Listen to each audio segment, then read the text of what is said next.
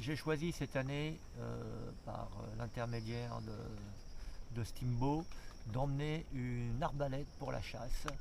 Il s'avère que pour l'instant ça n'a pas été payant pour diverses raisons. La raison c'est qu'avec une arbalète ou un arc on doit tirer extrêmement près, 15-20 mètres grand maximum. On doit toucher la zone vitale qui se trouve cœur-poumon. Deuxième chose, je suis seul, donc je me concentre à tirer des petits animaux, pâques, agoutis, ocos. Et pour l'instant, malheureusement, j'ai vu des cochons, pas des cochons, ouais, j'ai vu des pécaris à collier, j'ai vu du cabillaï et des singes aussi. Et en l'occurrence, cette nuit, singes de nuit, c'est des singes un peu beige, clairs. Voilà, c'est des singes qui vivent, qui bougent, qui mangent que la nuit, quoi. J'ai vu aussi un coati. Et voilà, c'est tout. Donc je me suis pas permis de prélever des gros animaux étant donné que j'étais seul. Il faut respecter la nature. Je pense que si on fait n'importe quoi, les esprits ne vont pas être contents et vous en tiendront rigueur. Donc ça reste une arme extrêmement efficace sur la pêche pour l'instant. Donc je fixe un moulinet sur le levant. Vous allez voir la petite vidéo que j'ai faite. J'ai eu la chance une fois de flécher un pincuda. Et je peux vous dire que c'est pas facile parce que c'est des animaux qui bougent énormément. Là, en l'occurrence, ils étaient trois.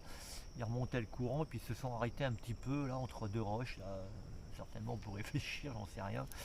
Et il y en a un, malheureusement, il a été fléché. Voilà ce que j'ai mangé d'ailleurs. Voilà. Donc ça reste certainement une arme extrêmement efficace.